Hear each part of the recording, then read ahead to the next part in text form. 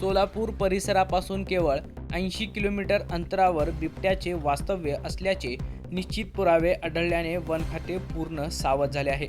उपळाई ढोंगे भागातून बिबट्याचा प्रवास परांड्याच्या दिशेने होणार की तो सोलापूरच्या वनक्षेत्रात घुसणार याकडे लक्ष वेधले गेले आहे. उपळाई ढोंगे येथे बिबट्याने शेळ्या मारल्याची घटना सोमवारी तारीख 2 या दिवशी घडली. त्यानंतर परांडा भागातही बिबट्याचा वावर असल्याचे आढळून आले. मागील पंधरवड्यात बिबट्या सदृश्य प्राणी वावरत असल्याच्या काही नोंदी सोलापूर वन खात्याकडे आल्या होत्या. मात्र त्या घटनांच्या संदर्भात बिबट्या असल्याचे कोणतेही ठोस पुरावे आढळले नव्हते. कारंबा भागात बिबट्याचा वावर असल्याचा संशय व्यक्त केला जात होता. त्यावेळी देखील वन खात्याने तात्काळ ट्रॅप व रेस्क्यू टीम सज्ज केली होती. मागील पंधरवड्यानंतर पुन्हा एकदा जिल्ह्याच्या सीमेवर आणि त्यानंतर बार्शी तालुक्यात उपळाई ढोंगे येथे बिबट्याचे अस्तित्व आढळले. उपळाईत 3 शेळ्या बिबट्याने ठार मारल्याची घटना घडली.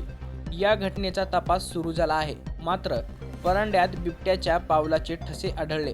त्यामुळे या परिसरात फिरणारा प्राणी हा बिबट्याच आहे हे आता स्पष्ट झाले आहे.